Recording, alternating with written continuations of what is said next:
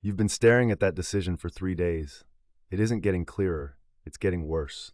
Every option looks equally risky, and doing nothing feels safer than choosing wrong. Marcus Aurelius found the cure for exactly this. 3 techniques you can use tonight. Picture this, it's Sunday evening, you have a career move on the table.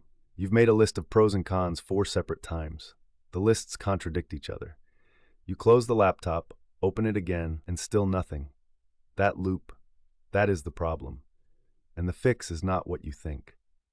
Around 170 AD, on the Danube frontier, an exhausted Roman emperor wrote private notes by lamplight, never meant for anyone else to read.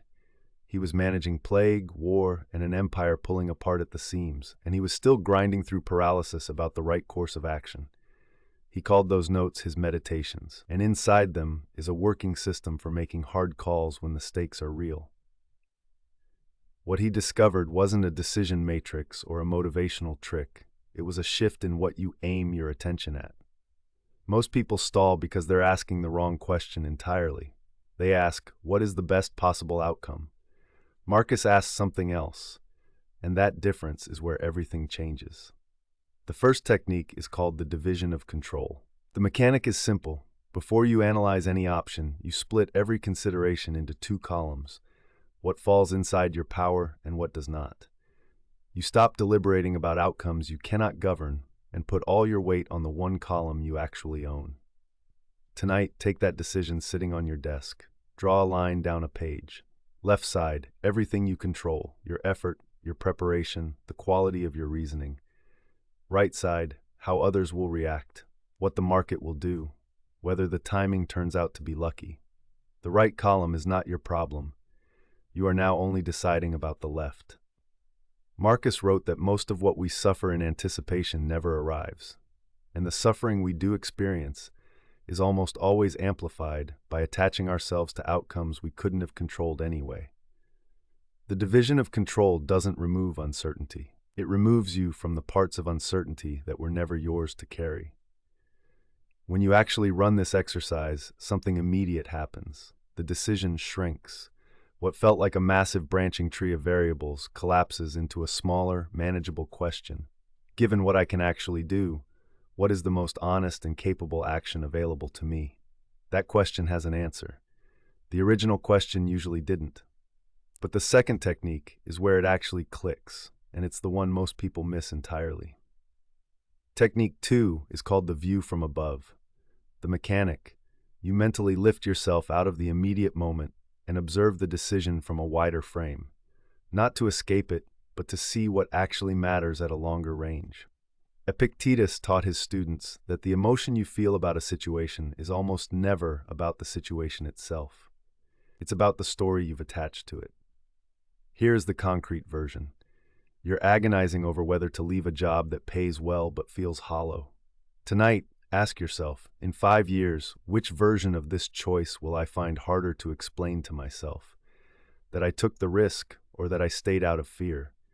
You are not predicting the future. You are clarifying which value is actually driving you. Marcus used this lens constantly in the meditations. He would zoom out from the immediate friction of a decision and ask what a person of genuine character would do.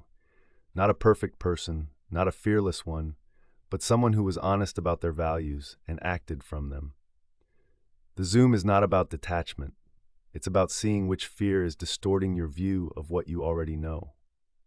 The view from above also works as a physical practice. Step away from the desk. Go for 10 minutes outside. The decision does not get solved by staring harder at it. It gets solved when the noise of the immediate moment quiets enough that your actual judgment can surface. Marcus understood that clarity is not manufactured by pressure. It arrives when you stop blocking it. One more thing about technique 2 before we move forward. The wider view doesn't make the decision easier in the sense of painless. Some choices are genuinely costly no matter which path you take. What the view from above provides is honesty. You stop pretending the easier option is also the right one, and you stop inflating the harder option into something catastrophic. You see both clearly. Here's the rehook before technique 3. This last one is the one that actually forces the decision to happen, because the first 2 can still leave you stuck in your head. Technique 3 is called the prepared action. The mechanic is this. You choose a deadline and you decide in advance what you will do if you haven't reached clarity by that point. Marcus wrote that a person who cannot act without perfect information will never act at all, because perfect information never arrives.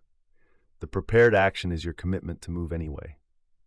The concrete version. Tonight, set a specific moment.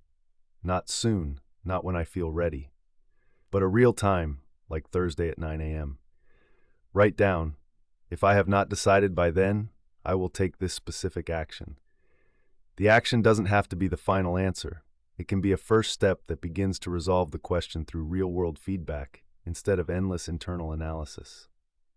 This is not recklessness. Marcus was one of the most careful thinkers in recorded history, and he still understood that careful thinking has a cutoff point. Beyond that point, continued deliberation is not analysis. It is avoidance. The prepared action converts your philosophical preparation into forward motion, which is the only place where actual clarity lives. Consider someone deciding whether to end a long-term relationship. The division of control clears away the speculation about what the other person might do.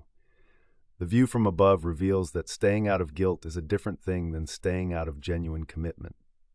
The prepared action says, I will have an honest conversation by Friday, not eventually, Friday. These three techniques aren't three different answers. They are three stages of the same process. First, you clear the noise by separating what you control from what you don't. Then you locate your actual values by zooming out past the immediate fear. Then you commit to a concrete movement so that thinking becomes doing. Now, the common pitfall. People read about these methods and immediately try to apply them to their biggest, most loaded decision first. That is the wrong move. The biggest decisions feel impossible, not because they are too big for this process, but because you have the least practice with the process. You are attempting an Olympic lift on your first day in the gym. Start with something real but smaller. Use the division of control on a decision that has been sitting unresolved for a week, not a decade. Run the view from above on a professional choice, not a life-defining one. Get the mechanics into your body before you bring them to the hardest material. Marcus didn't write the meditations on day one. He practiced this system on the daily frictions of running an empire. The other misreading is subtler. Some people treat the division of control as permission to stop caring about outcomes. That is not what Marcus taught. He cared enormously about outcomes. He simply refused to let the impossibility of guaranteeing them become a reason to avoid deciding. You care about the outcome. You just stop letting uncontrollable outcomes veto the decision. There is also a version of the view from above that becomes an escape hatch. People use the wider perspective to convince themselves the decision doesn't really matter, so they don't have to make it. That is the technique turned inside out. The zoom is supposed to clarify what matters most to you, not dissolve it. If you find yourself concluding that nothing matters, you are using distance as avoidance, not as clarity. And the prepared action has its own trap, choosing a deadline so far away that it functions as another delay. If your deadline is 3 months from now for a decision that has already been sitting unresolved for 3 months, you have not committed to action. You have committed to 3 more months of the same paralysis. The deadline must be short enough to feel real. Let's bring this back to where we started, that Sunday evening, the laptop open, the list of pros and cons going nowhere. The problem wasn't that you lacked information. Most of the time, the information is already there. The problem is that the wrong kind of thinking was being applied. You were asking a question that has no clean answer and expecting that more of the same thinking would eventually produce one. Marcus Aurelius was dealing with decisions that carried the weight of millions of lives. He did not always choose correctly. Some of his calls were wrong, and he knew it afterward. But what his system gave him, and what it gives you, is the ability to make the best available decision with honest reasoning and then release the outcome. That is not a consolation prize. That is what competence actually looks like. The goal is not to become someone who never hesitates. Hesitation in the right moment is wisdom. The goal is to become someone who can tell the difference between hesitation that is gathering real information, and hesitation that is simply fear pretending to be caution. That distinction is the whole game. The three techniques are how you learn to make it. So tonight, open a page, write down the decision that has been sitting longest. Split the page into what you control and what you don't. Cross out everything on the right side. Now ask, viewed from 5 years out, what does the person I want to be do here? Write one sentence, then set a deadline, not a month from now, and name the first concrete action you will take by then. That is the whole system. It is not complicated. Complicated is what paralysis sells you, the feeling that the decision requires more analysis, more research, more time. Marcus knew that feeling well. He wrote about it with the honesty of someone who had been fooled by it himself. The cure is not more thinking. The cure is better thinking, finished at the right moment, and then action. The meditations have survived nearly 2,000 years, not because they are polished philosophy, but because they are a working man's notebook, an emperor talking himself through exactly the kind of friction you are sitting with right now. The distance of centuries changes nothing about the mechanism. The mind that can't decide is the same mind it always was. And so is the cure. Once you can clear the paralysis and actually decide, you'll hit the next wall almost immediately. You know what the right move is, and you still don't do it. That problem has a name, and it has a solution too. That is the next video, How to Stop Procrastinating, Marcus Aurelius' Trick.